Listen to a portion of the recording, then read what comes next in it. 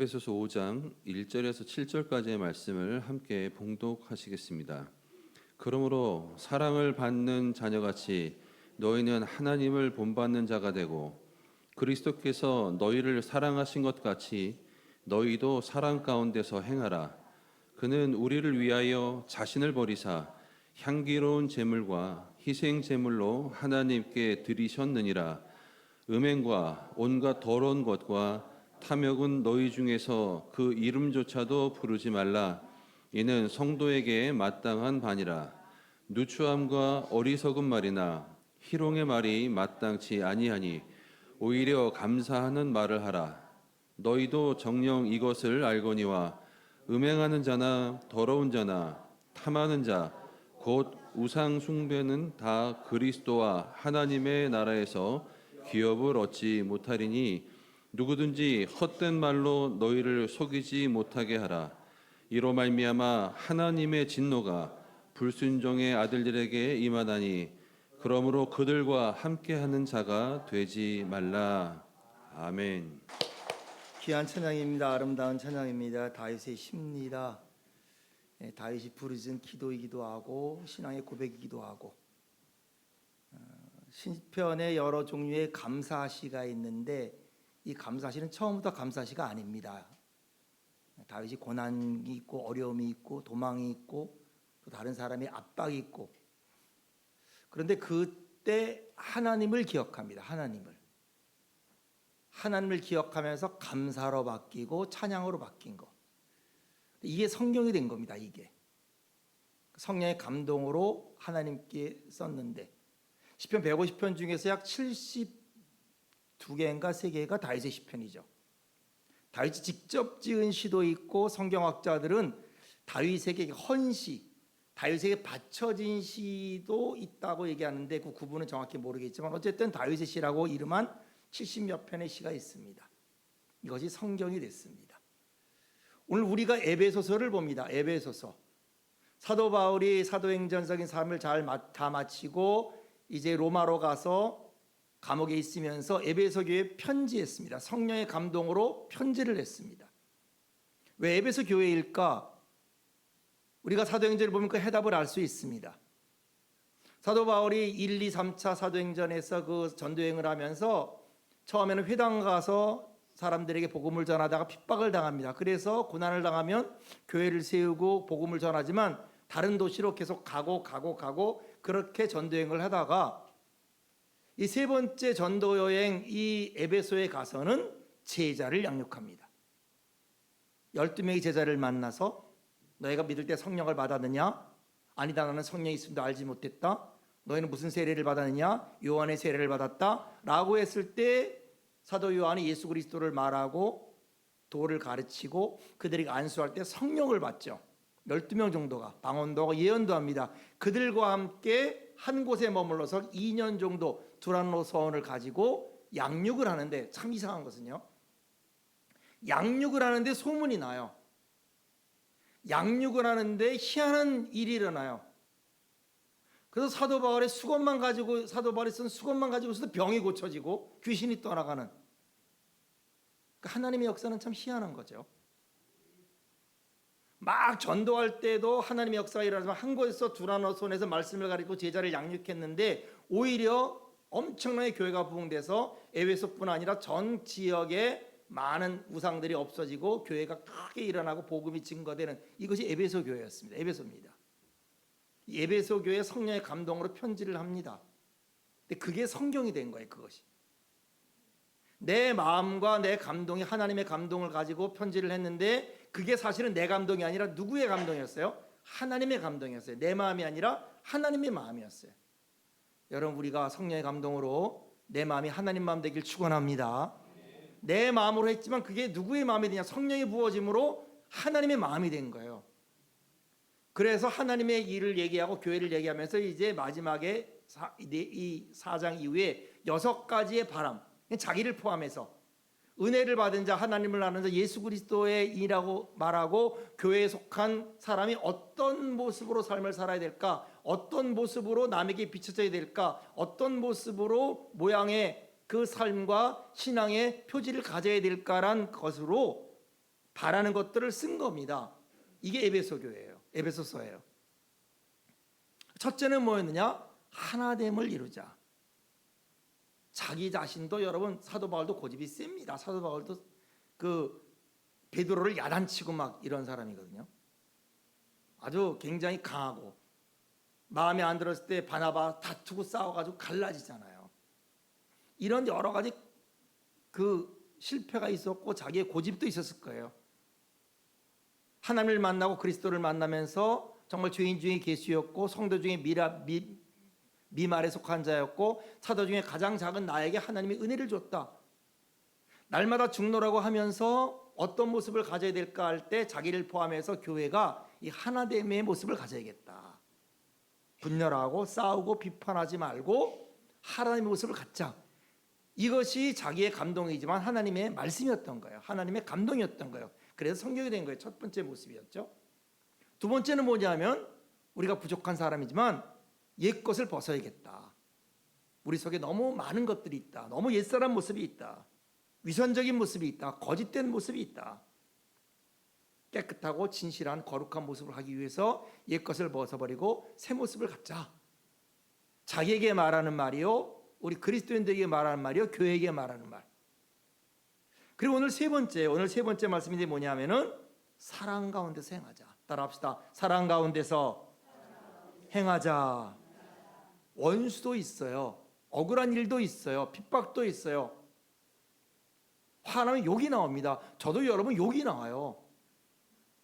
여러분 안 믿을 것 같지만 저런 미친 막 이렇게 운전하다가 확 껴들면 나도 모르게 튀어나와요. 그럼 내 옆에 있는 사람이 목사가 이럽니다. 당신의 속을 보시오 그럽니다. 나도 모르게 저런 막 이렇게 나오는 거예요. 그리고 막 올라가가지고요. 막 뭐 누르고 싶고 한번 누른 적도 있어요. 너무 화가 나가서. 그런 모습, 이런 모습을 보면서 아니다, 다른 모습을 가져야 되겠다. 나에게도 교회에게도 이 하나님의 모습이다. 그리고 오늘 모습이 뭐냐면 그런 속에서 우리는 어떻게 하다? 이 사랑이란 것을 잊지 말자. 이 사랑이 있어야겠다. 사랑 가운데 생애겠다. 사랑을 잃지 말아야겠다. 여러분 기독교나 그리스도인에게 있어 사랑을 빼버린다면 뭐가 남을까요? 이게 고린도전서 13장이죠. 고린도전서. 천사의 말을 하고 산을 옮길 만한 믿음이 있고 내 몸을 불태워 구제할지라도 사랑이 없으면 뭐다? 제로다. 제로다. 제로예요, 제로. 1이 아니라 2가 아니라 부족한 게 아니라 낫승이다. 아무것도 아니다. 엄청난 말입니다. 사랑이 없으면 제로다 그런 말이에요. 우리에게 신앙에 다른 어떤 것이 그 많을지라도 은사와 있고 능력이 있고 봉사가 있고 희생이 있다라도 사랑이 없으면 아무것도 아닌 거다. 엄청난 말입니다. 그러므로 사랑은 그리스도인의 first sign, 첫 번째 표적이다. 그래서 여러분 우리 모든 인류를 통해서나 시대를 통해서 우리가 알다시피 국경을 넘어서 진실한 사랑만큼 인류를 감동시키고 세계를 감동시키는 게 없잖아요. 설교자는요 모든 설교를 할 때마다 갈등을 느껴요. 뭐냐면 설교를 할 때마다 성령이 어떤 음성을 듣냐면 이거를 들어야 될 사람이 바로 나다, 너다, 이런 음성이 들려요. 여러분 사랑에 대해서 설교할 사람이 누가 있겠어요? 어느 인간이 사랑에 대해서 설교를 할 수 있겠어요? 사랑에 대해서 설교할 수 있는 어떤 목회자나 사람도 없어요. 사실은 그렇습니다. 그러나 성령의 도우심과 용기와 은혜를 가지고 이 본문을 가지고 성경이 말하고 있기 때문에 저도 말하고 우리도 같이 듣는 겁니다. 이 말씀을 한번 이 말씀 앞에서 저도 한번 서보고 여러분도 서보기를 원하는 겁니다. 1절 2절에 이렇게 말합니다. 그러므로 사랑을 받는 자녀같이 너희는 하나님을 본받는 자가 되고 그리스도께서 너희를 사랑하시는 것 같이 너희도 사랑 가운데서 행하라. 그는 우리를 위하여 자신을 버리사 향기로운 제물과 희생 제물로 하나님께 드리셨느니라. 오늘 우리가 생각해 볼 것은 왜 우리가 사랑해야 되는가? 왜 우리는 사랑 가운데 행해야 되는가라고 우리에게 질문을 할 때 성경은 간단해요. 왜? 우리가 믿는 하나님이 사랑이기 때문에 그렇다. 우리의 구세주인 예수 그리스도께서 사랑이기 때문에 그런 것이다. 하나님과 예수는 우리에게 친히 본을 보여주셨고 삶의 원리를 보내주셨다.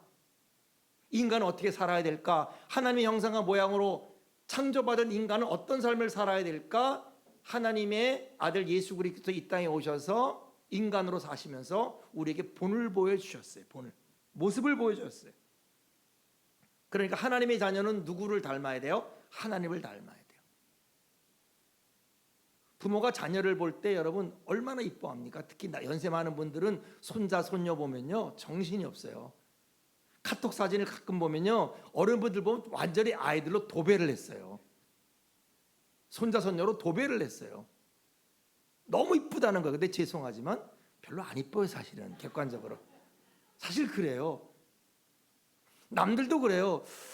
글쎄 뭐 그냥 이쁘다 그러니까 이쁘지만 안 이쁘지는 않지만 꼭 이쁠 것 같지 않은데, 그런데 부모는 그 할머니 할아버지는요 너무 이쁜 거지.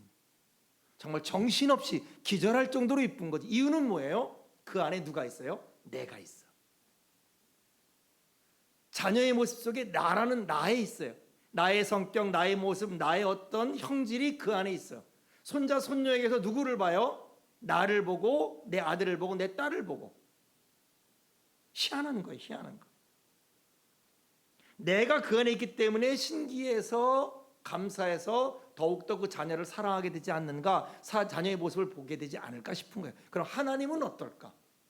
여러분 항상 우리는 그의 위로를 받아야 돼요. 하나님이 나를 볼 때는 어떨까?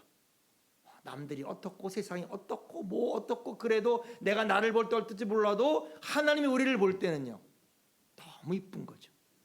왜? 뭐가 있어요? 우리 가운데 하나님의 모습이 있어요. 하나님의 형상이 있어요. 하나님의 모양이 있어요. 그래서 우리는 위로를 받는 거예요. 우리를 볼 하나님의 그 따스한 눈길, 그 하나님의 그 사랑을 생각할 때 우리는 감사하는 거죠. 오늘 5장 1절이 마찬가지예요. 그러므로 사랑을 받는 자녀같이 너희는 하나님을 본받는 자가 되라. 하나님이 어떤 것? 우리를 사랑하시는 그 하나님을 보고 우리도 그 모습을 본받자. 그런 말. 우리가 사랑해야 되는 이유입니다. 요한일서 4장 7절로 8절에 이 말씀을 좀 더 명확하게 이렇게 말씀하고 있습니다. 사랑하는 자들아 우리가 서로 사랑하자. 사랑은 하나님께 속한 것이니 사랑하는 자마다 하나님으로부터 나서 하나님을 알고 사랑하지 아니하는 자는 하나님을 알지 못하나니 이는 하나님은 사랑이심이라. 우리가 사랑해야 되는 근본적인 이유 전부입니다. 왜? 우리는 누구의 형상? 하나님의 형상을 본받고 하나님 모양으로 창조받았다. 그런데 왜 못하느냐? 그렇게 귀한 줄도 알고 해야 되는 줄 아는데도 왜 못하느냐?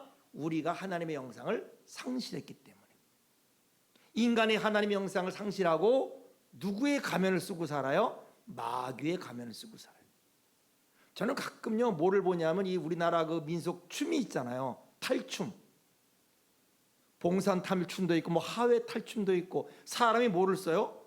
이상한 탈을 쓰고 막 춤추잖아요. 사자 탈을 쓰고 뭐 광대 탈을 쓰고 뭘 또 이게요 민속이니까 우리가 보지만 저는 목사로서 뭐를 보냐면 인간을 봐요. 아니 하나님의 형상과 모양으로 창조된 우리가 왜 이상한 탈을 쓰고 왜 그런 흉내를 내? 왜 그런 모습으로 춤을 춰? 민속적으로 가치가 있고 문화적으로 가치가 있고 그렇기 때문에 그렇게 할 수 있을지 모르지만은 목회자인 저로 제가 입장에서 봤을 때는 우리가 그럴 이유가 없는 거예요. 탈을 쓴다면은 하나님의 형상을 탈을 쓰고 예수님의 탈을 쓰고 아니면 신앙생활을 잘했던 모범적인 스테반 같은 그런 사람의 얼굴을 가지고 그 얼굴을 가지고 그렇게 살아야지. 아니 어떻게 우리가 사자 탈을 쓰고 귀신의 탈을 쓰고 뭐 용의 탈을 쓰고 막 이러면서 뭐 올라갔다 내려갔다 그렇게 되면 안 되는 거잖아요. 하나님은 사랑이다. 하나님의 본질은 사랑이다. 아무리 우리가 인간의 죄를 짓고 우리가 그렇게 다른 탈을 써도 하나님은 예수 그리스도를 통해서 우리에게 탈을 벗겨주시고 하나님의 영상 우리를 회복시켜 주시고, 이게 구원이에요. 그러니까 우리가 사랑하지 못하는 이유는 두 가지입니다. 첫째는 예수님을 정말로 내가 영접했는가, 예수 그리스도를 정말로 영접하지 못했기 때문에 그런 건 아닐까. 또 하나는 예수 그리스도를 영접했다 할지라도 내 안에 너무 쓴뿌리가 많고 내 고집과 내 스타일이 많아서 예수를 믿는다고 하지만은 정욕과 세상과 사탄의 노예가 돼서 살기 때문에 그런 것은 아닐까. 그러니까 우리는 어떻게 되겠다? 예수님을 정말로 영접해야 되겠다. 말로만이 아니라 마음으로 믿고 의에 이르고 입으로 신의 고에 이른다고 정말로 진실로 마음과 뜻과 정성을 다해서 그리스도를 정말 내 안에 구세주로, 주인으로 영접해야겠다. 두 번째, 어떻게든 성령의 도우심을 입어서 성령의 능력을 받아서 이 내 안에 쓴뿌리와 나도 모르게 턱턱 튀어나오는 이 나쁜 것들을 제거해야겠다. 이런 마음을 좀 사도 바울이 먹은 건 아닐까? 그리고 우리에게, 저와 여러분에게 말씀한 것이 아닌가 싶습니다. 그렇다면 여러분, 우리의 사랑이 어떤 겁니까? 그리스도인의 사랑은 내용이 무엇입니까? 그것은 우리가 뭐냐? 모델이 있다 이 말이에요. 여러분, 아파트에 모델하우스가 있잖아요.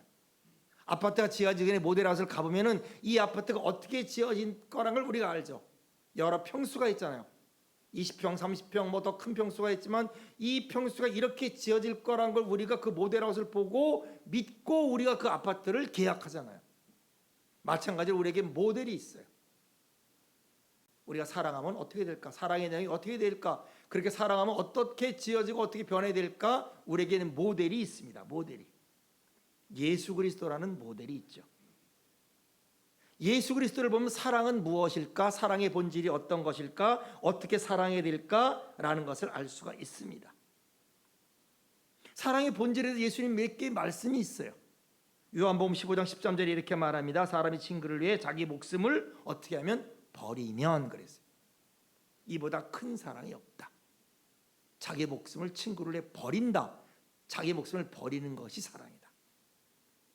요한복음 10장 15절도 말합니다. 아버지께서 나를 아시고 내가 아버지를 아는 것 같이 나는 양을 위해 목숨을 어떻게 한다? 버린다. 목숨을 버린다. 갈라디아 1장 4절은 말합니다. 그리스도께서 하나님 곧 우리 아버지의 뜻을 따라 이 악한 세대에서 우리를 건지시려고 우리 죄를 대속하기 위해서 자기 몸을 주셨으니.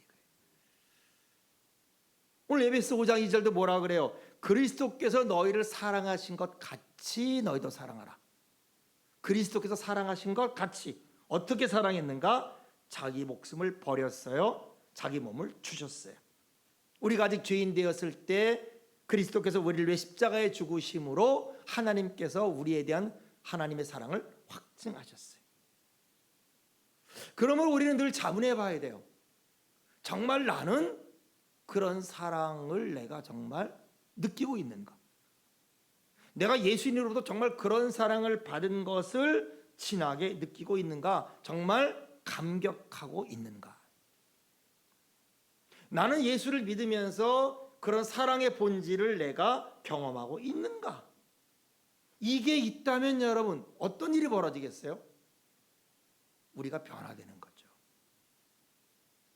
요한일서 3장 16절이 이 말씀입니다. 그가 우리를 위하여 목숨을 버리셨으니 우리가 이로써 사랑을 알고 우리도 형제들을 위해서 목숨을 버리는 것이 마땅하다.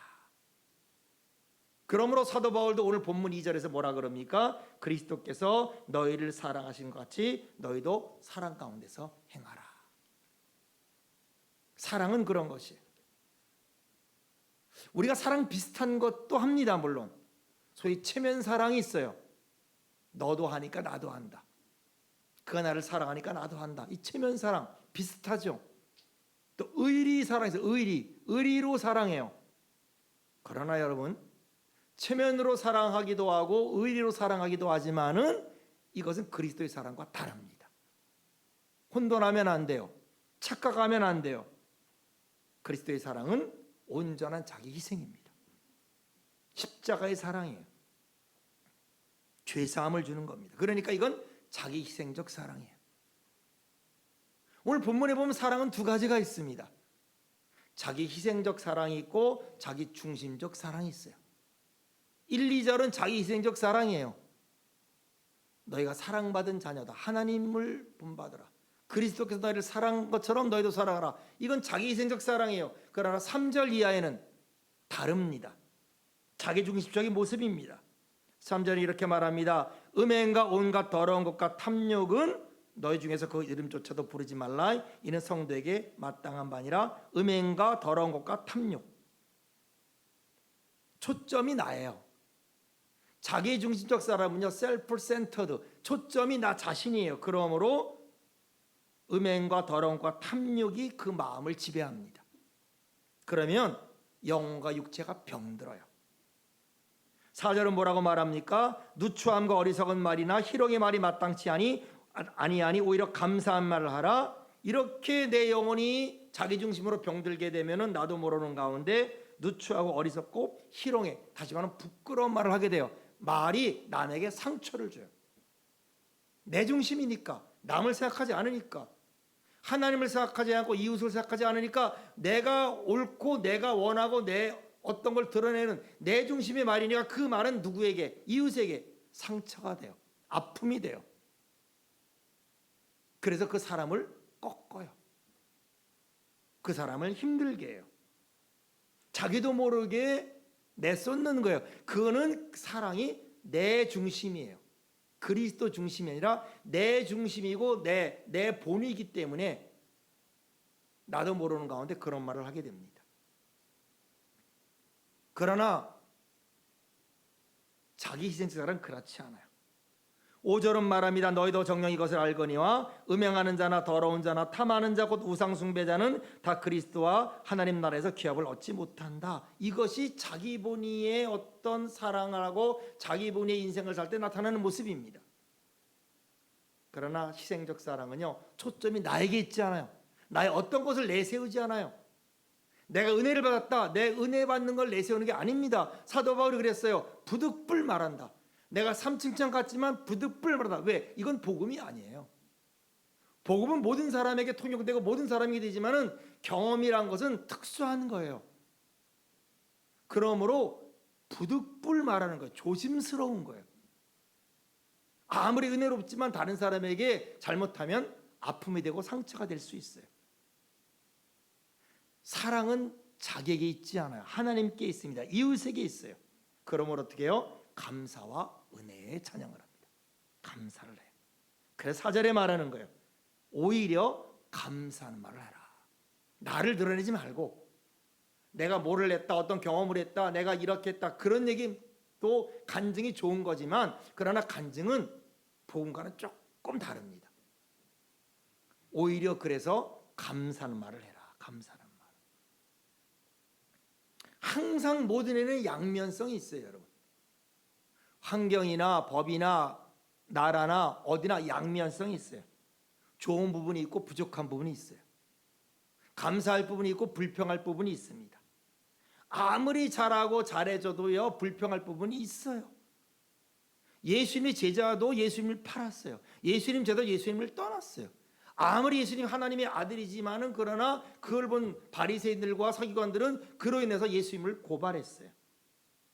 그러니까 여러분, 모든 일에는요 항상 양면성이 있어요. 그럴 때 우리는 어떻게 돼요? 감사로 결정을 하라. 감사하기로 결정을 해라. 내 계획한 것이 안 될 수 있어요. 내가 몸이 아플 수 있어요. 내가 병들을 수 있어요. 병들을 때 난 것도 여러분 은혜고 간증이지만 그 병들고 죽으면서도 하나님을 찬양한 것은 더 간증입니다.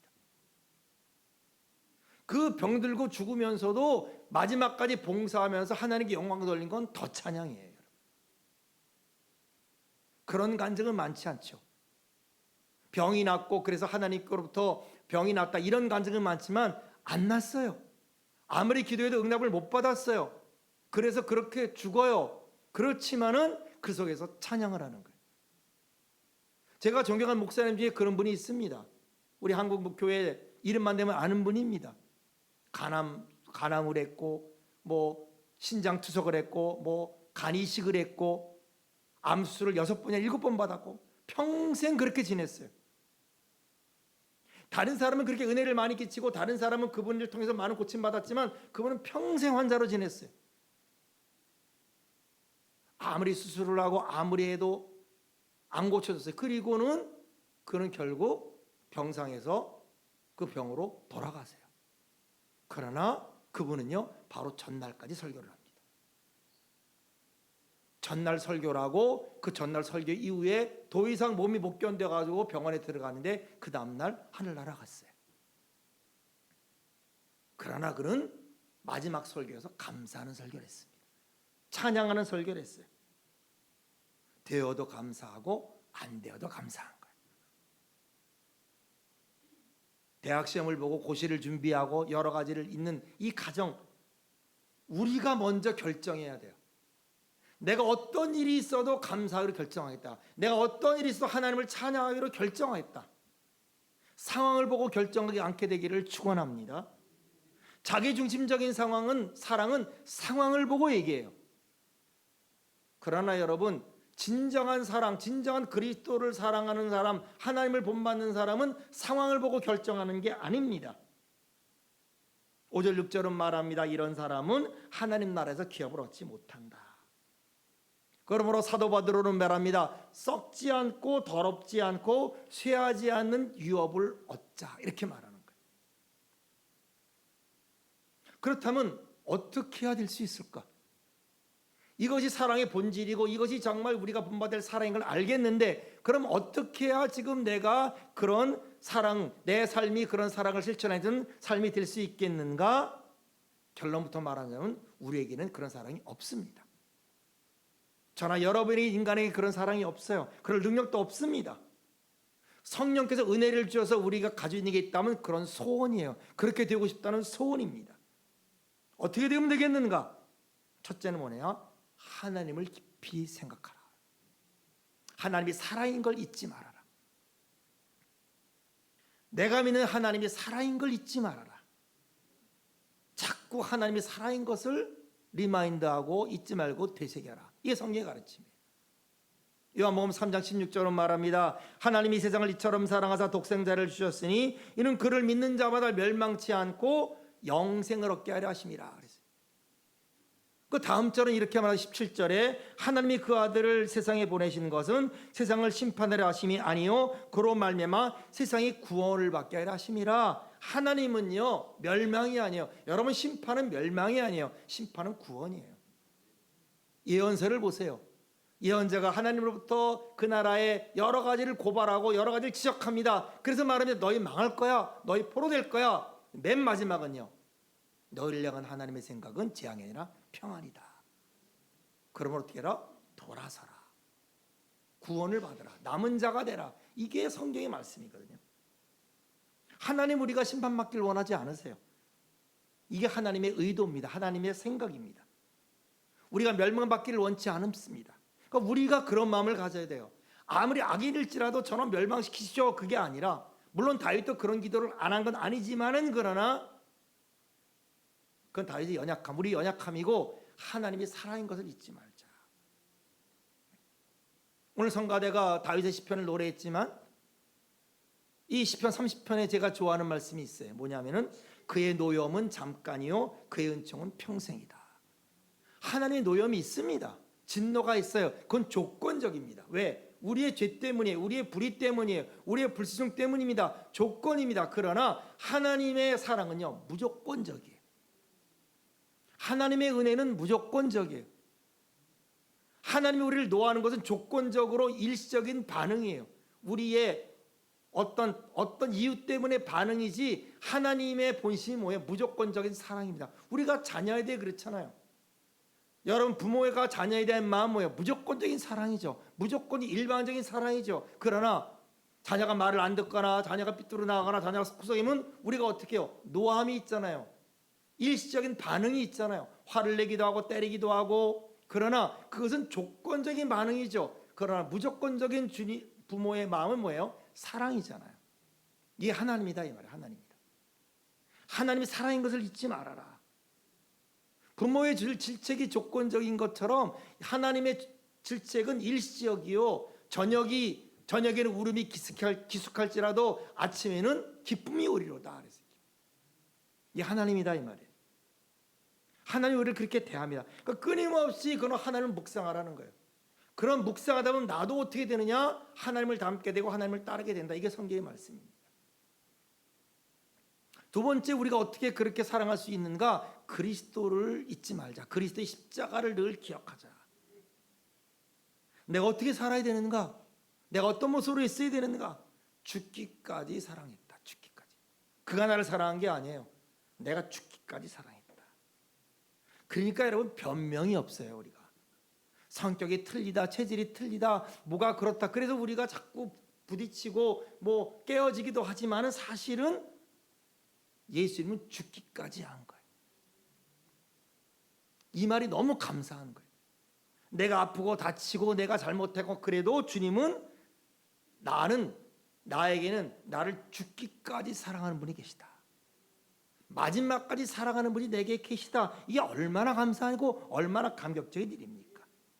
그래서 아가서, 사랑은 뭐와 같다? 죽음같이 강하다. 기가 막힌 말입니다. 그래서 아가서가 노래 중에 노래인 거예요. 사랑은 죽음같이 강하다. 예수님의 사랑입니다. 그러므로 여러분, 사랑하기로 결정한 분들에게 제가 권면하는 거예요. 사랑했는데, 나는 사랑했는데 너는 뭐냐? 이러지 말자, 그런 말이에요. 너 나만큼 사랑하느냐? 그러지 말자는 거예요. 나 당신의 사랑 좀 봐야겠다.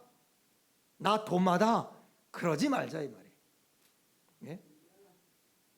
우리는 왜냐면요, 내가 잘하면요 잘못하는 사람이 형편없이 보여요. 이게 인간입니다. 저도 마찬가지. 내가 기도를 좀 하잖아요. 기도를 안 하는 사람이 우스워 보여요. 사실 봉사를 좀 많이 하면요, 봉사 덜 하는 사람이 자꾸 우습게 보이고 싶은 그런 생각이 우리 가운데 듭니다. 저나 여러분에게 들어요. 그러나 이것은 사랑이 아니다. 사랑은 원망이 없다, 불평이 없다. 이게 겁니다. 내가 할 것을 하는 거예요. 내가 할 것을. 남이 안 하고는 그것에 대해서 내가 재판장이 되지 말자는 거예요. 당신이 그러니까 나는 그렇게 못하겠다가 아니라 그건 하나님의 일이다. 아내에 대해서도 하나님이 되지 말고, 남편에 대해서도 하나님이 되지 말고, 아내는 아내대로, 남편은 남편대로, 친구는 친구대로, 목사는 목사대로, 성도는 성도대로 예수님 바라보자. 그리스도를 바라보자. 바라볼 때 그 사랑이 나를 통해 흘러넘쳐가고, 바라볼 때 나도 모르게 변화돼서 그 예수님의 사랑이 나를 통해 나타낼 때 이것이 바로 하나님의 은혜가 전파되는 것이다. 그러므로 자꾸 못 박아야 돼요. 나도 여러분도 우리가 못 박아야 돼요. 감사의 말로 하는 거예요. 불평과 시비를 좋아하지 말라는 겁니다. 남의 허물을 보는 은사는 좋은 게 아니에요. 어떤 분은 그래요. 목사님 나 세리원 은사 받았나 봐요. 이리 다니고 저리 다니면서 남의 허물만 보는 거예요. 남만 지적하고 다녀요. 여러분, 그 은사 안 받게 되기를 축원합니다. 남의 허물을 보는 은사가 좋은 게 아니에요. 사실은 그냥 가만히 눈 감고 계시고 할 말이 있거든 기도하는 거예요. 내 일을 하고, 그가 하고 안 하고는 그 사람의 일입니다. 하나님이 하실 일입니다. 이때 사랑이 시작되는 거예요. 여기서부터 우리가 사랑이 시작되는 거예요. 그리고 마지막에 이렇게 말합니다. 67절에 누구든지 헛된 말로 너희를 속이지 못하게 하라. 이로 말미암아 하나님의 진노가 불순종의 아들에게 임하나니 그러므로 그들과 함께하지 말라. 마지막은 뭐냐? 그런 사람을 끊으라. 그런 말이에요. 그런 사람을 끊으라. 신앙생활을 하는데, 사랑하는데 방해되고 위험한 것, 세속적인 물질적인 사람이 있다면 끊으라. 내가 기도하러 가려고 그러는데 다른 데 가자. 내가 예배 드리려고 그러는데 거기 가지 마라. 성경 공부하는데 뭐 다른 데 영화 보러 가자. 좋은 데가 있다. 끊어버려라. 그 사람이 내게 어떤 세상적인 성공을 약속한다 할지라도 끊으라. 그래서 7절은 뭐라 그래요? 그러므로 그들과 함께 하는 자가 되지 말라. 말을 했습니다. 하나님은 사랑입니다. 예수님 우리에게 본을 보여주셨습니다. 예수 닮는 사람 만나게 되길 축원합니다. 그를 만나면 나도 모르게 예수 그리스도를 닮는 사람으로 그가 인도하게 될 거예요. 기도하는 분들을 많이 만나십시오. 그럼 나도 모르는 가운데 내가 사랑의 사람이 될 때까지 그 사람은 나를 위해 평생 기도해 줄 거예요. 나와 함께 할 거예요. 하나님 말씀을 공부하고 하나님 말씀을 따르는 사람을 많이 만나죠. 그러면은 나도 뜨거운 사랑에 물들게 될 줄로 믿습니다. 그런 은혜가 우리 모두에게 임하게 되시길 주의 이름으로 축원합니다. 기도합니다. 하나님 아버지, 사도 바울이 감동으로 우리에게 준 그 원리, 그러나 하나님께서 이것을 성경이 되게 하심으로 말미암아 설교하는 사람이라 설교 듣는 사람에게 성령의 이 모든 걸 음성으로 알고 말씀에 순종하게 하여 주옵소서. 주님, 우리는 죄인입니다. 저도 죄인이고 우리도 죄인입니다. 주님, 우리에게 쓴뿌리가 많습니다. 나쁜 습관도 많습니다. 마음이 원하지만 안 될 때 많고 넘어질 때 많습니다. 주님, 우리를 도와주옵소서. 사랑의 사람이 되게 하여 주옵소서. 우리 교회가 사랑의 교회가 되도록 축복하여 주옵소서. 예수님의 이름으로 기도합나이다. 아멘.